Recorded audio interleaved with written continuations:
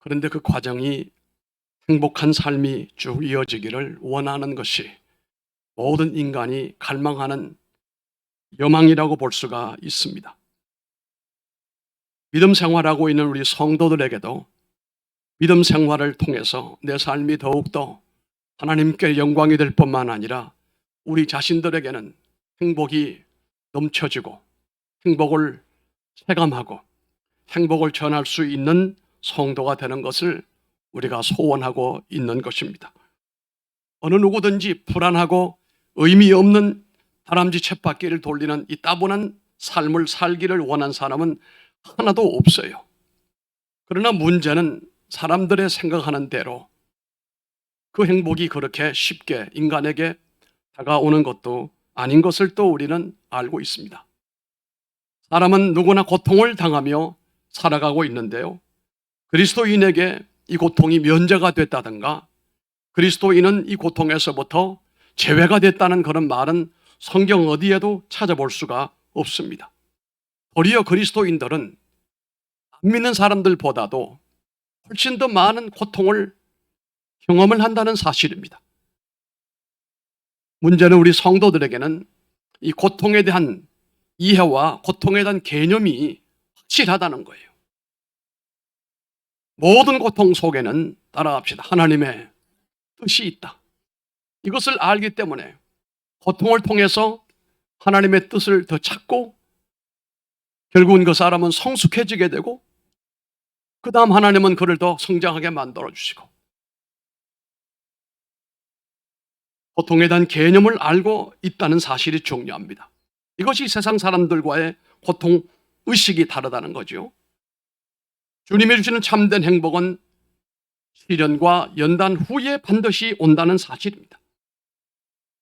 이 시련과 연단 후 오기 전에 시련과 연단 전에 오는 모든 축복은 거의 다 우리가 볼 때는 이건 행복이 아니에요. 이것이 성경의 사상이고 기독교적인 사상이라고도 볼 수가 있는 것입니다. 세상 사람들은 고통을 우연사라고 이해를 합니다. 운이 없다라고 해석을 합니다만 성도들은 그렇게 말하지 않습니다. 절대로 그렇게 말하지 않습니다. 뭐라고 할까요? 따라해 봅시다. 하나님의 섭리다. 하나님의 섭리가 너무도 깊고 넓어서 이해를 못해서 그렇지. 우리들에게 오는 이런 여러 가지 어려움과 고난이 아무런 덧없이 오는 것이 아니더라. 많은 믿음의 사람들이 육신의 고통이나 경제적인 고통이나 가정의 고통이나 삶의 여러 가지 영역의 고통을 통해서 내가 나를 좀 더 알게 되었고 하나님을 더욱더 의지하게 되었고 결과 훗날 돌이켜봤더니 하나님이 나를 성숙하게 했노라고 하는 것이 성숙한 성도들의 고백인 것을 우리가 잘 알고 있습니다. 설사 사람들이 말하는 것처럼 뭐가 잘못됐다라고 해도 우리가 아는 것은 그럼에도 우리 하나님은 실수가 없으신 분이다. 때문에 어떤 고통이 와도 성도들은 절망이나 원망을 하지 않습니다. 도리어 이 고통이 나를 더 성숙하게 만들어주시고 나를 더 믿음의 사람으로 키워주시고 이 연단이라는 과정을 통해서 하나님이 나를 금같은 성도로 만들어주신다.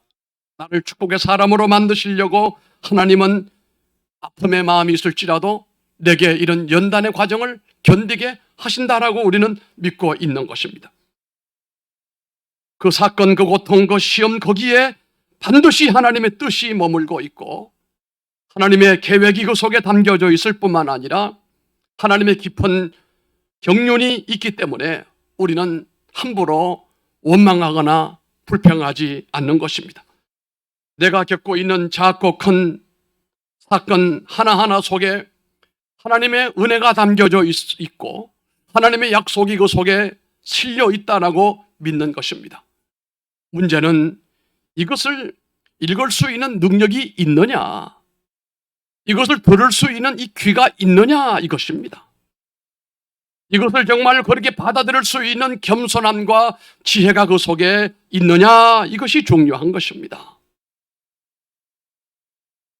성도가 경험하는 혼란을 통해서 우리가 말씀을 깨닫고 나로 하여금 무엇인가를 고치도록 개별적으로 역사하시는 하나님을 바라볼 수 있는 믿음이 있다면 참으로 이것은 헛된 고통의 시간이 아닙니다.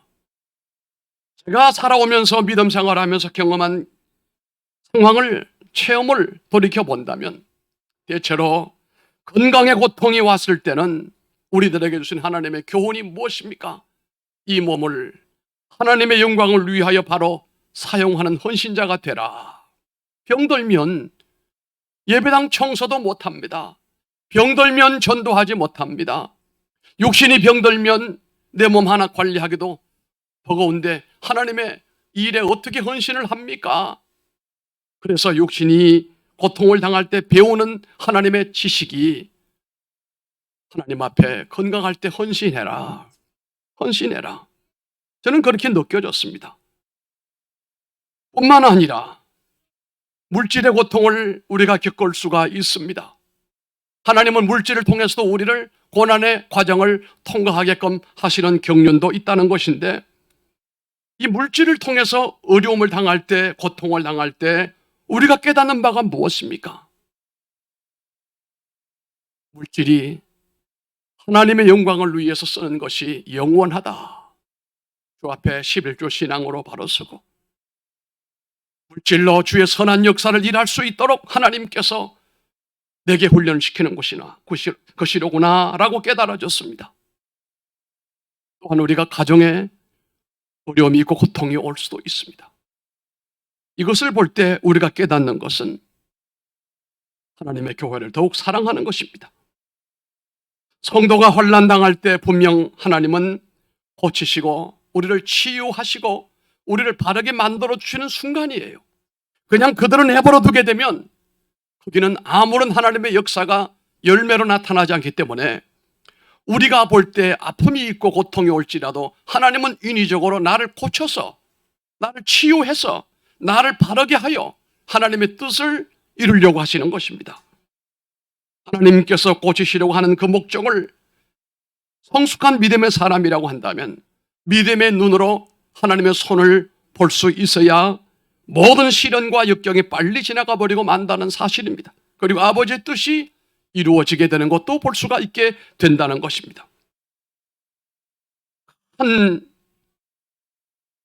제목은 성도들의 모든 고통 속에는 하나님의 뜻이 있다라고 하는 것을 우리가 굳게 믿으시기를 바랍니다. 먼저는 자신의 잘못에 대한 변화의 의미도 담겨져 있다는 사실입니다. 고통 속에서 알곡이 되기 위해서 알곡이 바로 되는 것은 없습니다. 자라고 난 다음에 이것이 타작기계 위에 들볶여서 거기서 털어서 알맹이를 만들어내는 과정이 반드시 있어야 이것이 알곡이 되는 것 아니겠습니까? 많은 믿는 사람 가운데도 하나님이 특별히 쓸 사람은 그냥 그대로 대우를 하지 않습니다. 탈곡기에 들볶이는 것처럼 연단 과정을 반드시 통과하게 한다는 거예요. 지난번 우리가 15일 특세를 하면서 제가 드린 말씀 가운데 기억하시는 분이 있을 것입니다. 우리는 스카이 대학은 나오지 못해도 정말로 꼭 나와야 될 대학이 있다. 그래야 하나님이 나를 귀히 쓰신다. 그게 뭔가? 고난의 대학교다. 고난의 대학교 졸업장을 가져야 된다. 나는 이런 고난을 당했노라고. 여러분 잘 아시는 바울 사도는 주의 복음을 전하면서 대놓고 얘기를 했습니다. 나는 이런 고난 대학을 통과했노라고. 그랬더니 바울에 가는 길에 걸림돌이 사라집니다. 마귀가 떠나갑니다. 새로운 문이 열립니다. 하나님의 뜻이 그대로 이루어지는 것을 우리가 잘 보았습니다. 한여름에 내려쪼이는 그 불볕 뜨이는 모든 식물에게는 고통입니다. 식물은 에어컨도 작동할 수가 없습니다. 그러나 그게 하나님의 뜻이에요. 왜요? 그렇게 뜨거운 햇볕에 내리쪼이고 볶여야 이것이 맛이 들고 열매가 굵어지게 되고 나중에 쓸모있는 과일로, 곡식으로, 열매로, 오곡백과로 이어지기 때문에 그렇습니다. 일조량이라고 하는 것이 있습니다. 이를테면 벼농사도 심는다고 다 되는 거 아닙니다. 물만 주고 한다고 되는 게 아니에요. 반드시 여러분 잘 알았잖아요. 광학작용이라고 하는 태양을 통해서, 그 태양빛을 통해서 열매에 여러 가지 작용이 일어나야 될 텐데, 그 중에 한 가지가 열매를 맺게끔 해주는 거예요. 그 열매가 맛이 있게 해주는 거예요. 이것은 햇빛으로 오는 거예요. 최소한도로 우리가 밥상에 먹는 쌀이 내 입에 들어오려면 70일 동안의 햇빛은 필요해요. 그게 일조량이라고 하는 거예요. 대체로 일조량이 70일 이상이 되어지면 풍년이 들게 되고, 이삭 하나에 알맹이가 대체로 130개 이상 달리면 풍년이 왔다고 해요. 그게 햇볕과 무관치 않다는 사실입니다. 시련과 역경은 힘들는지 몰라도 돌이켜보면 그것이 열매가 되고 그것이 하나님의 축복으로 이어지게 된다는 사실입니다. 그러므로 우리는 이런 역경을 만날 때, 시련을 통과할 때, 하나님 왜 내게 이런 일이 일어납니까? 불평과 원망의 태도를 취할 것이 아니라 오히려 하나님 왜 이런 일이 제게 일어나는지 나는 알고 싶습니다. 그렇게 된 이유를 좀 알고 싶어 하는 성도가 되기를 바랍니다. 아니, 그 속에 담겨져 있는 하나님의 뜻을 찾으려고 하는 지혜가 있어야 된다, 이 말씀입니다. 전도서 7장 11절로 14절의 말씀을 여러분 잘 보시길 바랍니다. 지혜는 유업같이 아름답고 햇빛을 보는 자에게 유익하도다. 지혜도 보호되는 것이 되고 돈도 보호되는 것이 되나 지식이 더욱 아름다운 것은 지혜는 얻는 자의 생명을 보존합니다. 하나님이 행하시는 일을 보라. 하나님이 굽게 하신 것을 누가 능히 곧게 하겠느냐 이러시면서 형통한 날에는 기뻐하라. 형통한 날에는 뭐하라? 기뻐하라. 이때는 기쁨을 감출 필요가 없어요. 믿는 성도들도 기쁨에 대하여 표현을 잘 해야 된다, 이 말이에요. 형통할 때는 여러분 누구보다도 웃으시고 기뻐하시고 영광 돌리시길 바랍니다. 여러분의 가정에 어두움이 사라지고 여러분 가정에 드려져 있던 저기압이 사라져버리고 여러분 가정에 음악이 달라지고 분위기가 달라지고 가정에 기쁨이 충만케 돼야 됩니다. 그런데 성경은 또 이렇게 말해요. 인생이라고 하는 것은 형통한 날만 오는 게 아니다. 곤고한 날이 오는데 곤고한 날에는 생각하라고 그랬어요. 따라갑시다. 곤고한 날에는 생각하라. 고난이 오거나 역경이 올 때는 뭐 해야 되느냐? 생각을 하라 이거예요. 덮어놓고 원망 먼저 하고 불평 먼저 하려고 하지 말고 누구 핑계 대려고 하지 말고 미숙한 사람이에요. 형통한 날에는 한없이 기뻐하는지 몰라도 곤고한 날이 오거든 생각을 좀 해라. 생각을. 이 고난이 내게 왜 오는지. 고통이 밀려올 때 조용히 하나님 앞에 나가서 생각을 하는 것입니다. 그 사건을 하나님 앞에 끌고 나와서 문제 해결을 요구하기 이전에 자신의 상태를 먼저 면밀히 점검하는 사고의 단계가 필요하다는 사실이에요. 이 단계에 접어들어 자신을 면밀히 살펴보게 되면 하나님 앞에 짚히는 것이 있어요. 아, 하나님이 이렇게 하여 이런 일을 내게 주셨구나. 이걸 나를 하나님께서 고치라고 하시는구나. 이것을 뛰어넘으라고 하시는 것이로구나. 깨달을 수 있게 된다는 겁니다. 하나님이 그 사건을 통해 무엇을 말씀을 하시는지 영의 귀를 기울여서 그 음성을 들을 줄 알아야 한다는 겁니다. 혹시 내가 그동안 살아오면서 하나님을 섬기고 믿음으로 역사한다고 하면서도 땅만 죽으라고 바라보고 산 것이 아닌지, 내 멋대로 마음대로 살아온 것은 아닌지, 너무너무 사람 중심으로 살아온 것은 아닌지 자신을 냉정한 비판으로 생각해보라 이거예요. 적어도 믿음이 좋은 사람은 자신에 대해서는 인생아리만큼 날카로운 비판을 할 수가 있어야 됩니다. 다른 사람에 대해서는 최대한 너그러움과 여유를 보이는 사람이 되어야 됩니다. 하나님은 우리를 행복하게 만들기 전에 먼저 고통을 보내서 나를 하나님의 사람으로 만들어 놓기를 원하시는 거예요. 이 그릇이 되지 않는 사람에게 형통한 날이 오게 되면 반드시 그는 실패하고 말 겁니다. 이 고난과 연단을 통하여 나를 믿음의 사람으로 만들어 놓고 난 다음에 하나님이 내게 복을 주실 때, 할렐루야, 이것은 전적으로 하나님의 축복입니다.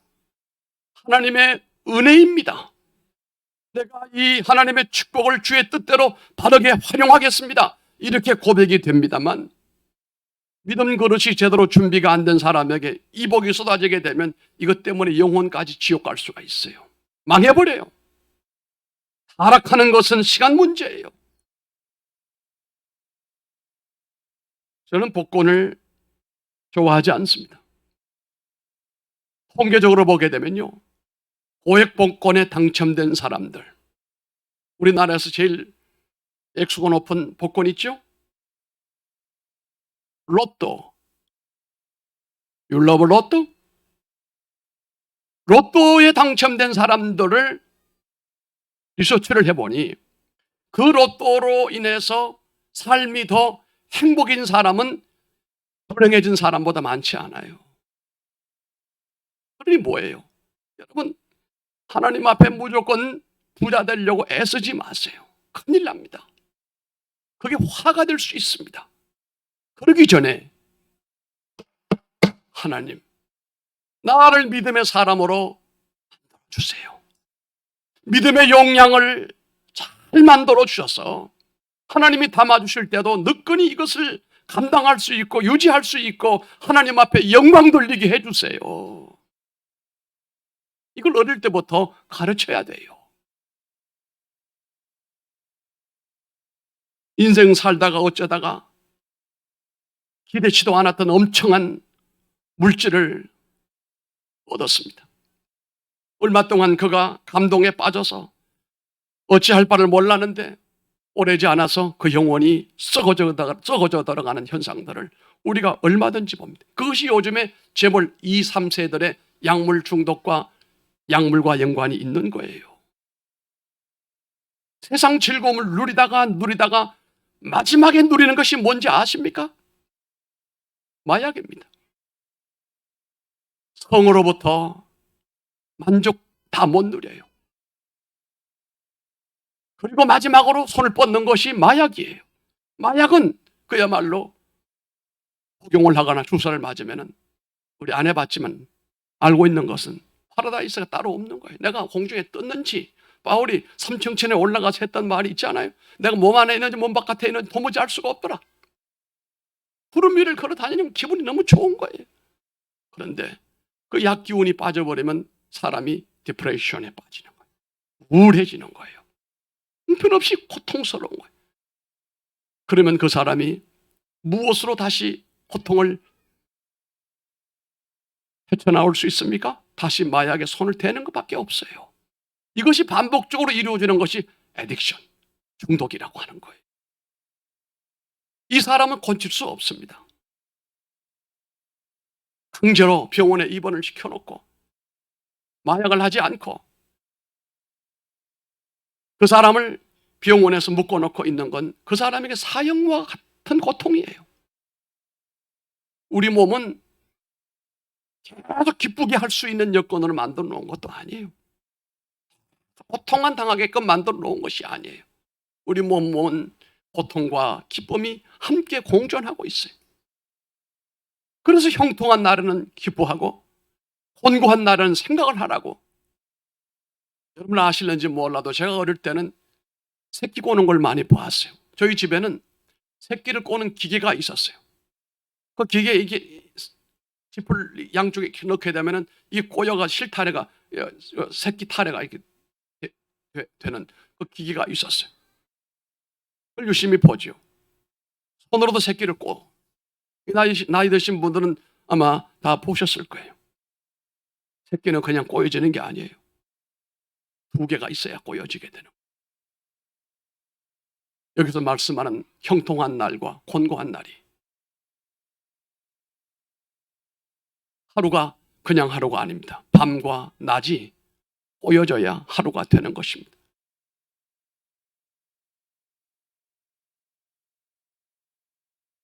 하나님은 분명 우리를 행복하게 해주시기 위해서 기대하시는 바가 있습니다만, 그러나 대부분의 사람들을 그렇게 해보았더니 그것이 화가 되더라 이 말이.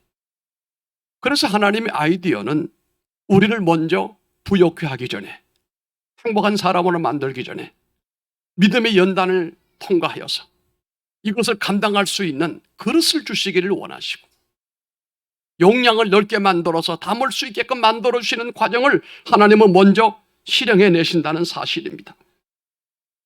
그러므로 실패의 수렁에 빠져 있을 때도, 고통의 낭떠러지에 매달려 있을 때에도 하나님께서 나를 붙드시고 인도하시고, 감정적으로 억울한 생각이나 비관적인 생각을 버려야 돼요. 요즘의 젊은이들이, 아니 나이 든 분도 그렇습니다. 의지가 굉장히 약해졌어요. 하면 죽어버리겠다는 거예요. 그리고 실제적으로 얼마 전에 보셨죠? SNS에 생중계를 하면서 고층 빌딩에서 뛰어내려 자살을 했어요. 그것을 찍었어요. 그걸 올려놨어요. 죽는 것도 무슨 현장 중계를 해야 돼요. 참 희한한 시대예요. 생명 경시 풍조가 우리 세상에 가득 차 있어요. 대통령도 자살하는 시대인데까지 힘들고 어려운 절벽 앞에 놓였을 때 죽어버리면 되지. 여러분, 한 사람이 죽어버리게 되고 자살해버리게 되면 그 남아있는 유족들은 다른 사람에 비하여 자살 충동을 7배나 많이 받아요. 사는 게 아니에요. 누가 그들을 냉소적인 시선으로 보지 않아도 그들 스스로 상처가 있기 때문에 교회에 왔어도 사람들이 나를 죄인시하는구나, 자식 잡아먹은 부모라고 생각하는구나, 본인들이 그렇게 생각을 하는 거예요. 그럼 교회 생활도 유지하기가 어려워요. 자살자 유족들을 만났습니다. 그분들이 뭐랬는지 알아요? 목사님, 우리를 위해서 예배당 교회 하나 만들어주세요. 자살자 유족자들만 모여있는 공간을 하나 만들었습니다. 생명의 전화에서. 방을 이 정도 됩니다. 한 층을 세를 내가지고. 그런데 그분들이 똑같은 심정이잖아요. 똑같은 자살자 유족들이에요. 그러니까 그분들이 와서 미술도 그리고 신앙송회도 하고 대화도 하는데, 거기 와서 얘기를 들어보면 모두가 다 자기들이 얘기해요. 정서적으로 공감이 가는 얘기예요. 대체로 2년 정도, 일주일에 2번이나 3번이나 오고 3년 정도 되면 오지 않아요. 3년 정도 되면 치유가 됐다는 소리예요. 그전에는 어디 가서 다른 사람들과 어울리지를 못하는 거예요. 남편 잡아먹은 년이다, 새끼 잡아먹은 애입니다, 뭐 이런다 이거예요. 그렇게 누가 말하지 않아도 그렇게 본인은 이해를 하는 거예요. 그러니 어디 갈 수가 없어요.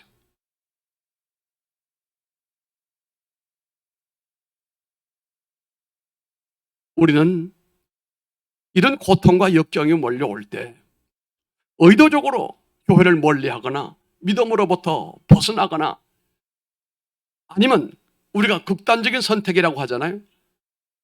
제가 우리 정부에서도 자살에 대한 관심이 많아요.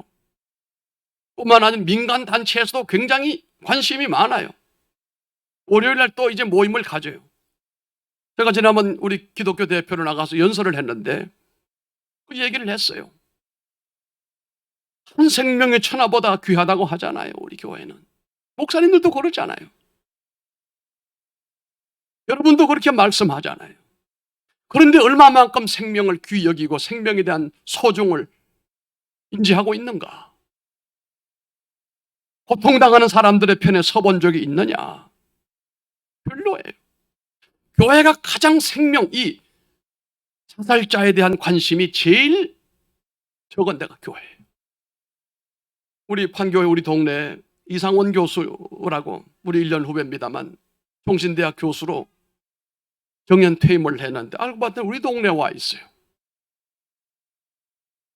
그래서 이번 포럼에 발제자로 모셨는데 아주 훌륭한 조직신학 교수고 기독교 윤리학 교수지요. 여러분, 분명한 것은 그겁니다. 자살은 지옥 간다고 말하면 안 돼요. 지옥 가고 천당 가는 건 하나님이 알아서 하시는 거예요. 예수 안 믿으면 지옥 가고 천당 가는 것이지, 예수 믿으면 천당 가고 안 믿으면 지옥 가는 것이지, 그 외에는 어떤 조건 때문에 지옥 간다 천당 간다 말할 필요가 없어요. 그건 우리가 알 수가 없어요. 흔히 그냥 그렇게 말하면 자살이 예방될 줄 알지만 이제는 그런다고 예방되는 것도 아니에요. 그런 말 하지 마세요, 여러분도. 그리고 또 자살을 미화시킬 필요도 없어요. 언론에다 내가 얘기했습니다. 극단적인 선택, 소리 하지 말고 자살이라고 그래. 돌려서 말을 하고 있어요. 그 끔찍한 자살이라고 표현을 해야지 사람들 두려워하지.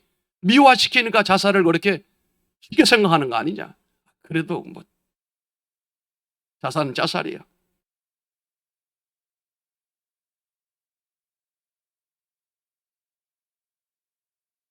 하나님께서 고통이라고 하는 과정을 통해서 우리의 잘못과 우리의 허물이 무엇인지 깨달음을 주시는 기회라고 우리가 살펴봐야 됩니다.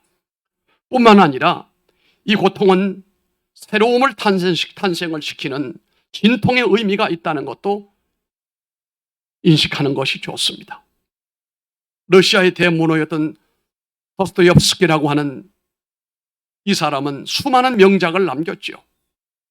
그런데 그 도스토옙스키의 그 책들을, 저서들을 살펴보게 되면 그 누구보다도 인생의 깊이와 고뇌와 용기가 담겨져 있어요. 그 굴곡이 저 밑바닥에서부터 저 위에까지, 이런 폭이, 제일 큰 폭이 도스토옙스키의 작품들이에요. 그렇게 그런 작품을 썼던 이유는 자신이 인생을 그렇게 살아봤기 때문에, 밑바닥에서부터 저 꼭대기까지 살아봤기 때문에 이런 글을 쓸 수가 있었던 겁니다. 도스토옙스키는 불행한 환경에서 자랐습니다. 고통의 연속적인 사건을 누구보다도 많이 겪었습니다. 어렸을 때 아버지가 살해가 되어 그가 고아처럼 자랐어요. 멸시와 천대 가운데 자라다가 청년기에 도달해서 이 볼스비키 혁명이 일어날 때인데 혁명당에 가입을 했다는 이유 때문에 그가 사형 선고를 받게 됩니다. 그러나 사형 집행 직전에 그의 천재적인 문학 재질이 인정이 되어서 황제의 특사로 사형 면제는 받았고, 그 대신 시베리아 저 추운 냉토에 유배가 되어가서 4년 동안 죽으라고 고생을 합니다.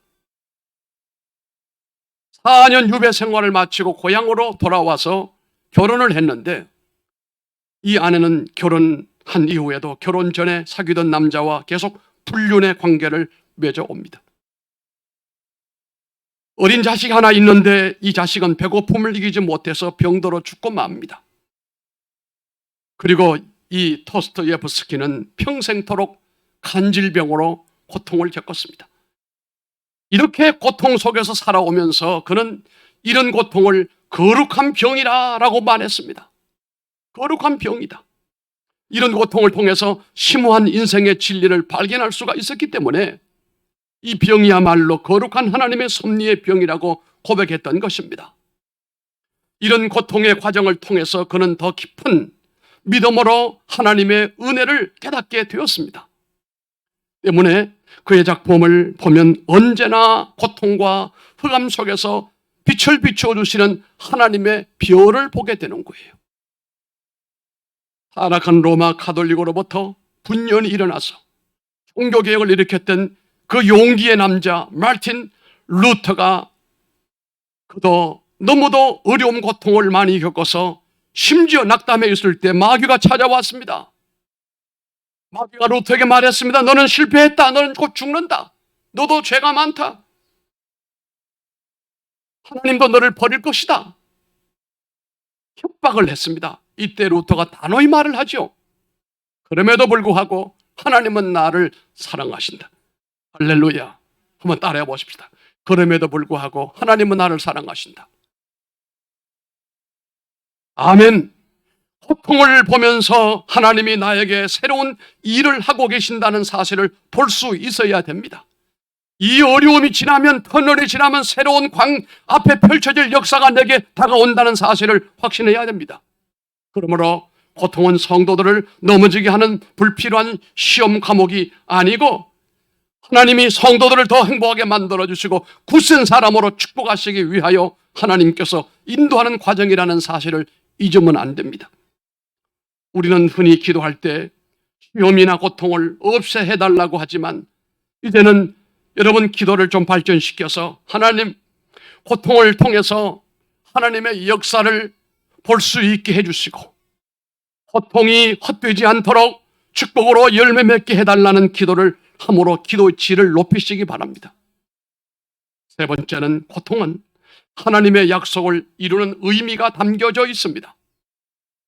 고통에는 하나님의 약속이 거기에 있습니다.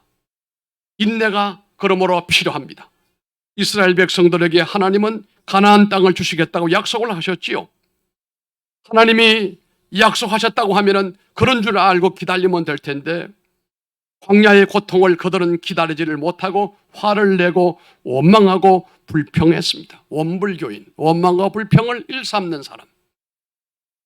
40년 동안 그들이 모세의 인도를 받으면서도 그렇게 그토록 불평, 원망을 일삼았습니다. 여러분, 하나님이 약속하셨으면 40년이 아니라 400년이라도 기다려야죠. 북한에서, 이북에서 믿음을 지키려고 이남으로 내려온 한 동네, 한 교회 다니던 청년 두 사람이 있었어요. 서울에 와서 정착을 하고 빈손으로 살아가는데 두 청년이 정말로 믿음으로 살았습니다. 사실 이 남한에는 서울이나 대전이나 대구나 부산이나 특히 대구를 가서 보면 그 교회들이 세워진 과정을 유심히 살펴보면 지금도 그 당시 교회 르네상스가 일어났던 때를 눈으로 보고 체험했던 분들이 많아요. 그분들이 했던 얘기예요. 그때 이남에 있던 교인들은 어찌 보면 물렁물렁한 교인이고 북한에서 내려온 교인들은 완전히 그냥 신앙으로 사돌처럼 똘똘 뭉쳐서 빈손으로 왔지만 대구 서문시장에서 난점 펴놓고 과일 팔고 생선 팔고 하면서도 주일 되면 주일 지키고 딱 문 닫아버리고 11조 내고 전도하고 철학기도 하고 나중에 동네마다 교회가 막 세워지는데 보니까 그 사람들 때문에 교회가 세워지더라. 물렁물렁한 교인들은 100명이고 1000명 소용없어요. 약효가 없다 이 말이죠. 그래서 아놀드 토인베가 말했어요. 창조적 소수라고. 여러분 이 숫자가 적은 거 아니에요. 우리가 판교에서 수백 명 모였을 때나 여기서 몇십 명이 모였을 때나 나는 별로 그렇게 그것이 중요하지 않다고 봐요. 문제는 믿음의 핵심을 가지고 있는 믿음의 차돌 같은 성도들이 있느냐 없느냐. 죽어도 예수요 살아도 예수인 사람이 되면 숫자는 별로 중요하지 않다라고 저는 판단을 하고 있습니다. 이 두 청년이 와서 정착을 했는데 문제는 한 청년은 사업이 잘 돼서 교회 안에 헌신도 많이 하고 봉사도 많이 하는 거예요. 그런데 한 친구는 하는 일이 제대로 되지가 않아요. 남의 집에 살아요. 전세살이 하고 있어요. 하루는 이 아버지가 아들에게 이런 얘기를 했습니다. 아들아, 하나님은 어떤 섭리가 있는지 모르겠지만 저 박 장로는 하는 일을 볼 때마다 하나님이 도와주시는데 나도 저 박 장로와 총각 때나 지금이나 하나님 섬기는 것은 거의 비슷비슷한데 왜 내게는 하나님께서 복을 안 주시는지 이런단 말이에요. 그 박 장로는 아들들도 잘 되고 딸도 잘 되고 하는 일도 잘 되는데 왜 이렇게 힘드냐고 그랬어요. 여러분 그랬더니 그 아들이 뭐랬는지 알아요? 아버지, 하나님이 그렇게 약속을 하셨다면, 믿음을 따라 살면 하나님이 책임져 주신다고 하셨으면 아버지 때 안 되면 아들 때 되지요. 아버지, 뭔 그런 실망을 하십니까? 이 말에 아버지가 정신을 번쩍 차려가지고, 왔다, 이 아들 제대로 키웠구나. 여러분, 열 아들 필요 없어요. 이런 아들 하나만 있으면 돼. 제대로 믿음이 들어가서 살아있는 창조적인 능력이 있는 아들, 딸 하나만 있으면 돼. 여러 낳았더니 속만 썩이고 돈만 달라고 맨날 뭐 달라고 뭐 달라고. 완전히 말이야요. 막 달라.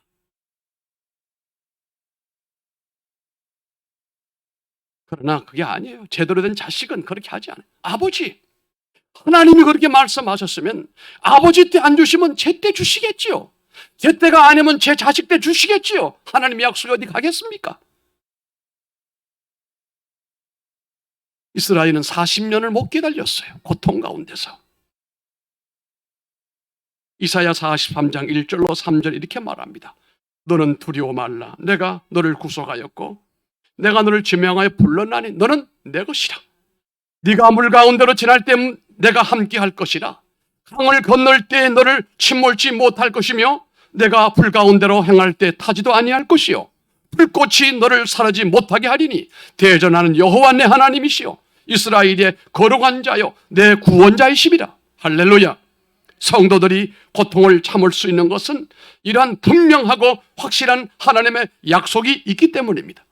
물 가운데 지날 때, 불 가운데 지날 때에도 거기에 뭐가 있습니까? 하나님의 약속이 있습니다. 그것이 뭡니까? 나를 부르시고 세우신 분이 하나님이라는 사실을 확인시켜주는 최소한 하나님의 사랑입니다. 이런 분명한 약속이 내게 있음을 믿고 오늘의 고통을 보아야 믿음 좋은 성도로 발전할 수가 있게 되는 것입니다.